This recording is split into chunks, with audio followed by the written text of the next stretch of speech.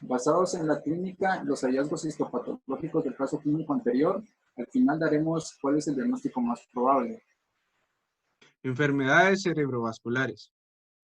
Los ictus o los accidentes cerebrovasculares son lesiones secundarias a una alteración de flujo, lo cual la convierte en la tercera causa de muerte en Estados Unidos y la primera de inmorbilidad neurológica. Estas enfermedades se pueden clasificar mediante dos procesos, los cuales son la alteración de riego y la oxigenación del sistema nervioso central, de las cuales la embolia es la causa más frecuente. Además de mencionar que de este proceso puede ser global o focal. Por otro lado, el siguiente proceso se debe a la hemorragia secundaria a la rotura de los vasos del sistema nervioso central, dentro de las cuales podemos mencionar a la hipertensión o anomalías vasculares como lo son las aneurismas o las malformaciones de las arterias. Hipoxia, isquemia e infarto. Bueno, el cerebro, al igual que todos los órganos del cuerpo, necesita un aporte constante de oxígeno, glucosa, ATP, que llegan a través de los vasos cerebrales. Pero a diferencia de los demás órganos, el cerebro recibe el 15% del gasto cardíaco en reposo, además de que es responsable del 20% del consumo total del oxígeno del cuerpo. Como lo podemos ver en la diapositiva, el cerebro se puede privar de oxígeno mediante distintos mecanismos, los cuales son el más frecuente, hipoxia causada por presión baja de oxígeno, deterioro de la capacidad de transporte de este, inhibición del consumo en tejidos, isquemia, que puede ser transitoria o permanente, que se debe a la interrupción del flujo de este, que puede deberse en parte a la reducción de la presión de perfusión, así como sucede en la hipotensión arterial. Bueno, de la supervivencia en parte se recarga en la circulación colateral, que incluye el flujo a través de la arteria oftalmica y superficial temporal hacia los vasos intracraneales. También de la duración de la isquemia, la magnitud de la isquemia y la rapidez de la reducción del flujo, lo cual nos permite saber la localización anatómica, el tamaño de la lesión y la deficiencia clínica que puede haber después de esta. Hablando propiamente del cerebro, este depende del metabolismo oxidativo de la regeneración de ATP y tiene una capacidad mínima de emplear la glucólisis o sustratos de energía distintos de la glucosa que recibe por medio de la circulación.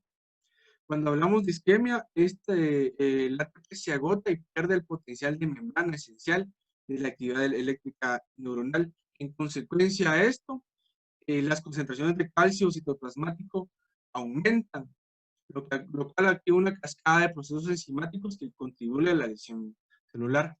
Cuando hablamos de agotamiento de energía metabólica, ¿a qué nos referimos con esto?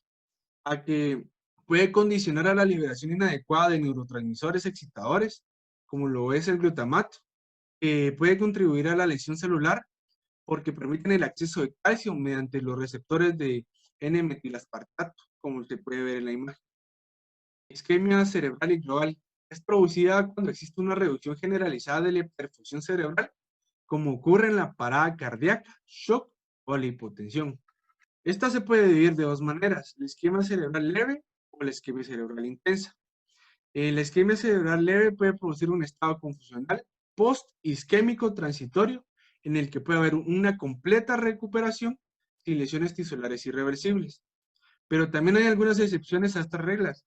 ¿Por qué? Porque hay algunos individuos con lesiones cerebrales leves o transitorias que pueden sufrir daños irreversibles, perdón, al tejido del sistema nervioso central. ¿Por qué? Porque en el tejido del sistema nervioso central existe una jerarquía de la sensibilidad de las células del sistema nervioso, de la cual las neuronas son más sensibles, específicamente las de la capa de células piramidales del hipocampo. También, también puede haber una lesión intensa que se manifiesta por muerte neuronal diseminada con independencia de la vulnerabilidad regional, estado vegetativo persistente, signos de lesión cortical difusa, daños del tronco del encéfalo y autólisis con liquefacción gradual. Bueno, infartos en la zona limítrofe o de penumbra. Estas regiones se encuentran en las partes del cerebro o la médula espinal más distales a la circulación, que se encuentran en los límites de las regiones arteriales. La zona de mayor riesgo de penumbra se encuentra entre la arteria cerebral anterior y la arteria cerebral media. Y estas lesiones se producen por una banda de necrosis en forma de hoz, como se puede ver en la imagen, en la figura A, por encima de la complejidad cerebral. Y los infartos de esta zona pueden aparecer tras episodios de hipotensión. En cuanto a la isquemia cerebral focal, tenemos que esta va a ser producida tras una reducción o interrupción del flujo en una que va a estar localizada en el cerebro, ya sea por una oclusión arterial o por hipoperfusión. Esto va a generar el aparecimiento de un infarto en un territorio del vaso comprometido. Tanto el tamaño como la localización, forma y extensión del daño tisular van a depender de la duración y la calidad del flujo sanguíneo colateral. En la primera vía de flujo colateral que tenemos es el polígono de Willis, que viene de la carótida externa oftálmica. De manera parcial e inconstante tenemos otro flujo colateral que son las ramas distales de las arterias cerebrales anterior, media y posterior por anastomosis leptomeningocorticales. De una manera escasa o nula tenemos lo que son los vasos penetrantes profundos del tálamo, ganglios de la base y sustancia blanca profunda. Como podemos ver en estas dos imágenes, tenemos dos infartos cerebrales.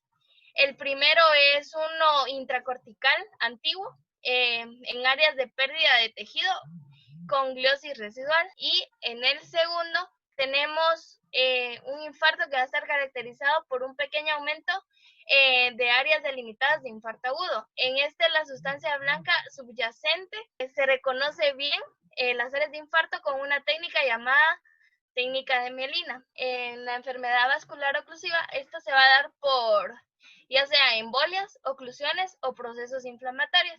En cuanto a las embolias, tenemos de que estas van a tener diversos orígenes. Más que todo va a estar dada por trombos murales cardíacos. Otros factores que tenemos predisponentes son el infarto al miocardio, la enfermedad valvular o la fibrilación auricular. Dentro de estas tenemos una que es bien importante, que es la tromboembolia de origen arterial, ya sea por placas ateromatosas que se van a dar en la carótida. Otras también son las malformaciones cardíacas en niños y entre otras. En cuanto al infarto embólico, estos van a afectar con mayor frecuencia a un territorio de la arteria cerebral media. Van a tener una tendencia a alojarse en lugares donde los vasos se van a ramificar o en zonas donde hay una estenosis luminal. Estas van a provocar lesiones hemorrágicas que van a afectar a la sustancia blanca. Como vemos en esta imagen, esta es una hemorragia difusa por la sustancia blanca. Va a ser una característica de una embolización de la médula ósea. En cuanto a las oclusiones trombóticas, estas se van a asociar frecuentemente a aterosclerosis, que va a ser más que todo por la rotura de las placas. Van a ser frecuentes en la bifurcación carotidia, en el origen de la arteria cerebral media y en ambos extremos de la arteria basilar. Estos van a provocar un estrechamiento progresivo de la luz, van a tener una extensión anterógrada y seguido una fragmentación del trombo. Luego tenemos procesos inflamatorios que van a estar provocados por una estenosis luminal con oclusión e infartos cerebrales. Entre estos tenemos lo que es la vasculitis, que se va a dar en vasos de calibre pequeño y grande, la panarteritis, que es nudosa, y otras vasculitis que se van a dar en vasos cerebrales y van a provocar infartos solitarios o múltiples, o la anginitis primaria en el sistema nervioso central, que va a ser dada en múltiples vasos parenquimatosos y subaracnoideos, ya sea pequeños o medianos. Bueno, como sabemos, los infartos se van a clasificar conforme a sus características, ya sean macroscópicas o microscópicas. En este caso van a estar clasificados como no hemorrágicos o hemorrágicos. Los no hemorrágicos se van a caracterizar porque van a cambiar constantemente y en las primeras 6 horas van a tener un cambio poco notorio. En las 48 horas se van a notar pálidos, blandos, tumefactos y se van a difuminar la unión corticomedular. De 2 a 10 días se va a ver gelatinoso, friable, límites entre el tejido normal y el anómalo van a estar mal definidos. Entre los días 10 y las 3 semanas, el tejido se va a ver como en licuefacción.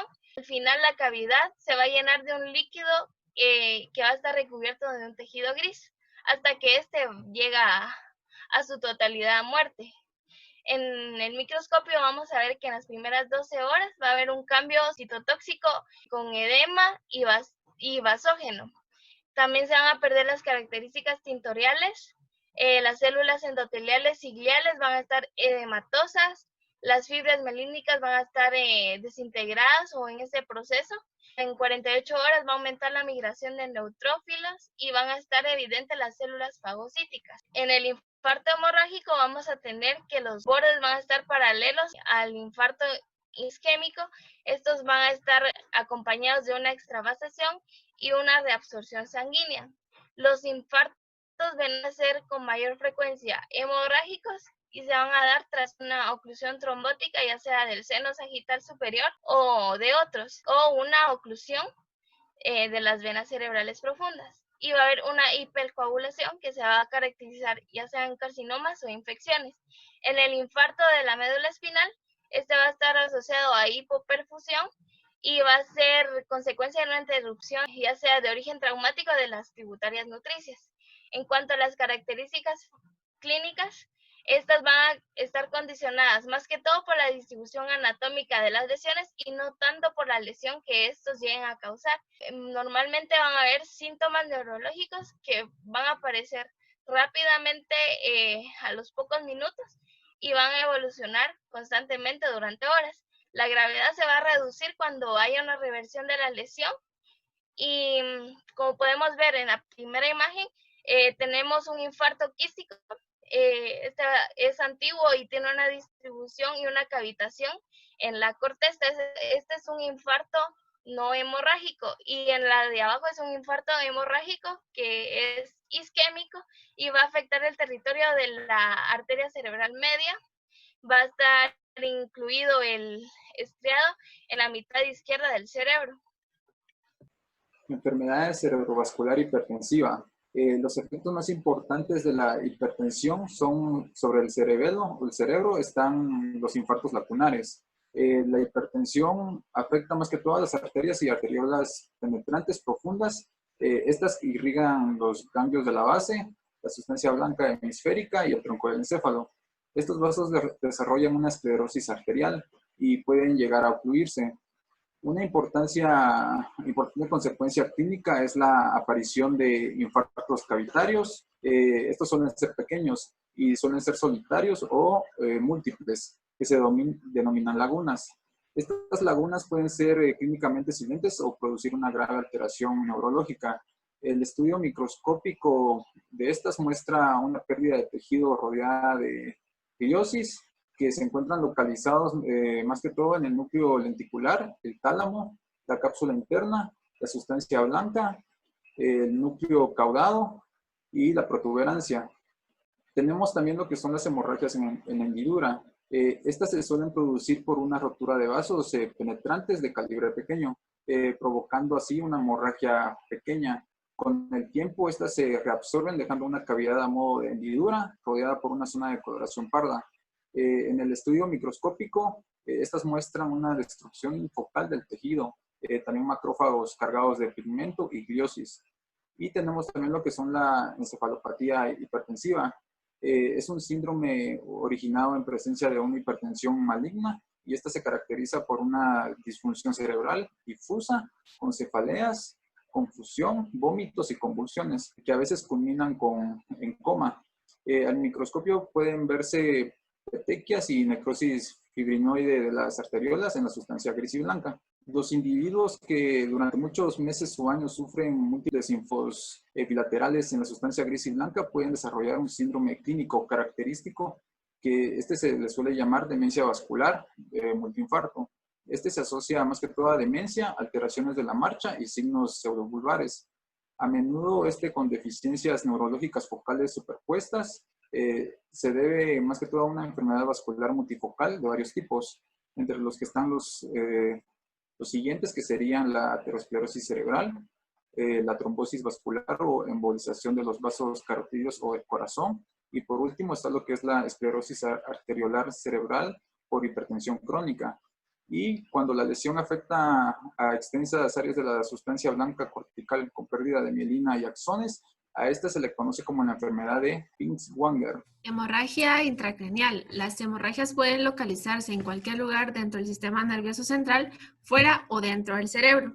Las hemorragias subdurales o epidurales se van a asociar normalmente a traumatismos y las hemorragias intraparenquimatosas o subaracnoideas, por el contrario, van a ser una manifestación de una enfermedad cerebrovascular de base.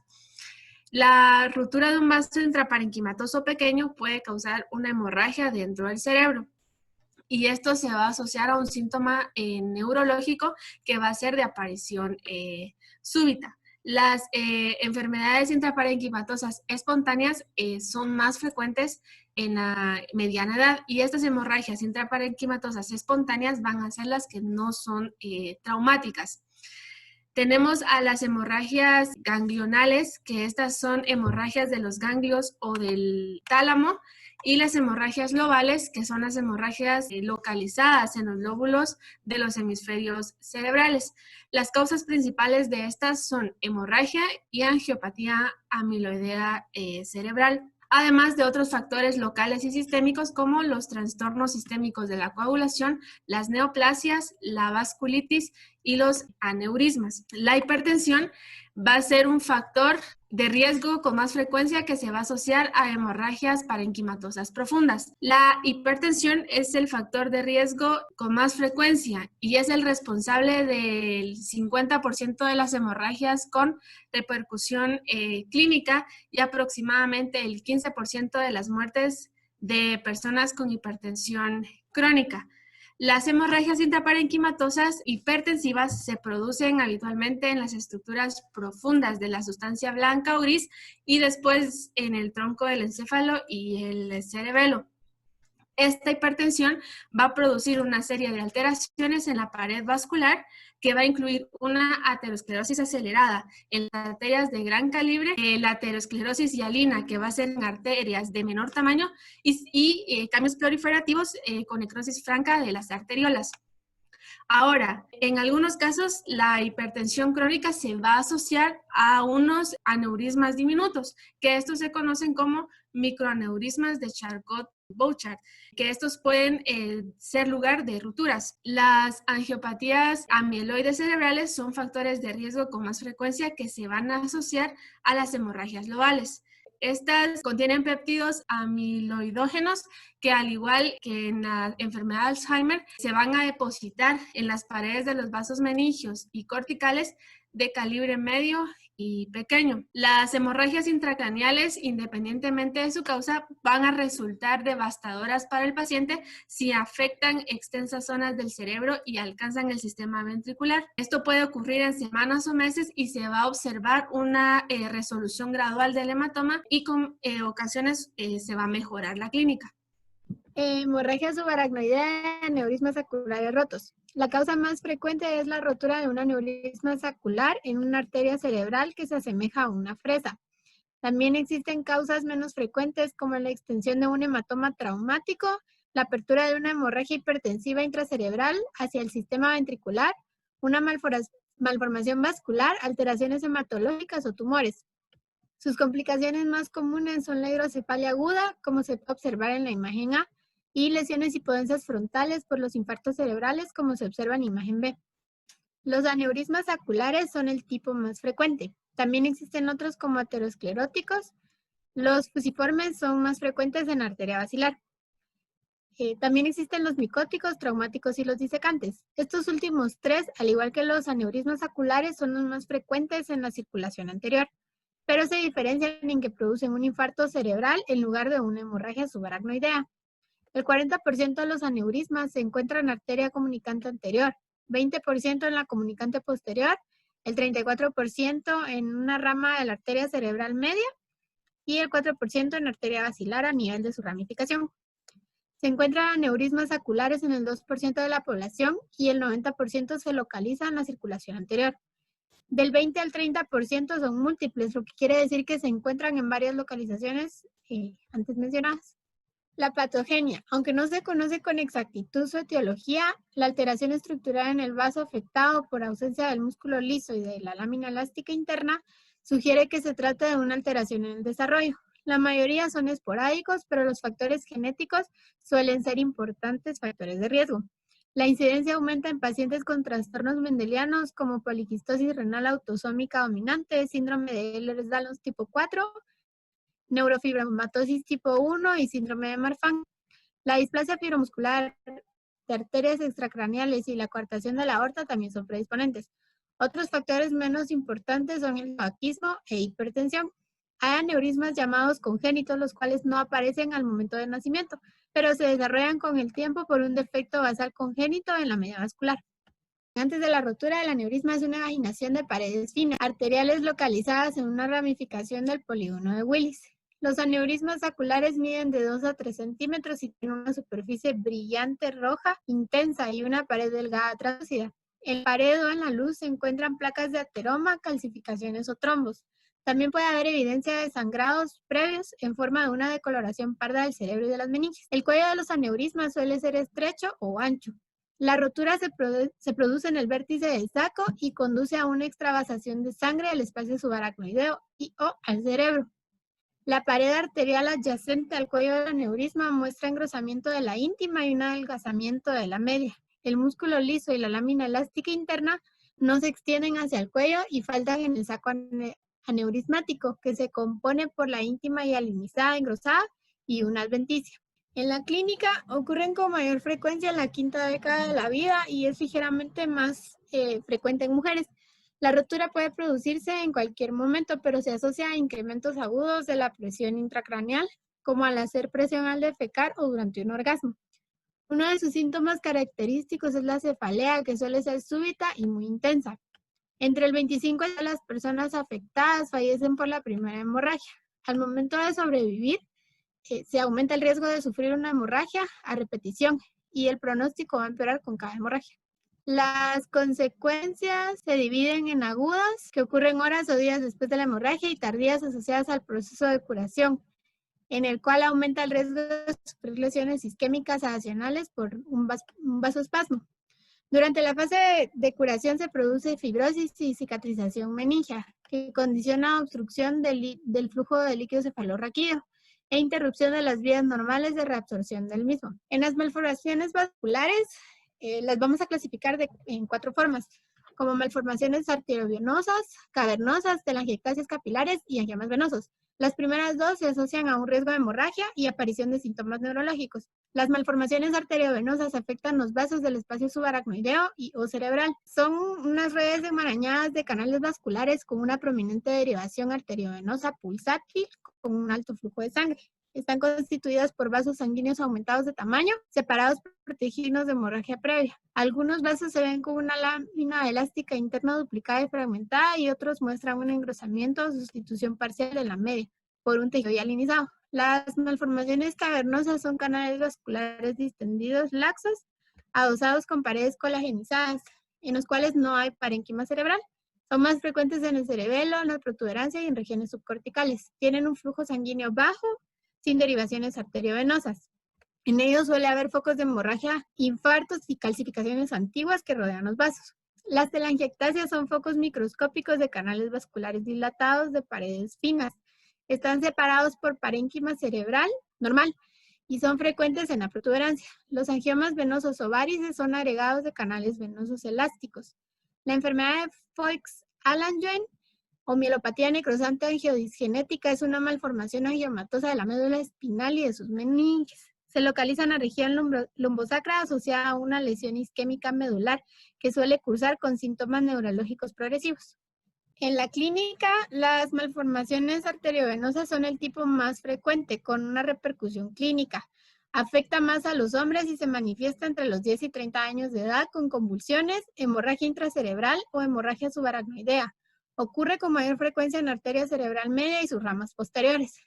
Las que ocurren en el periodo neonatal provocan una insuficiencia cardíaca congestiva de alto gasto, en especial si afecta la vena de Galeno, que es una tributaria del seno recto.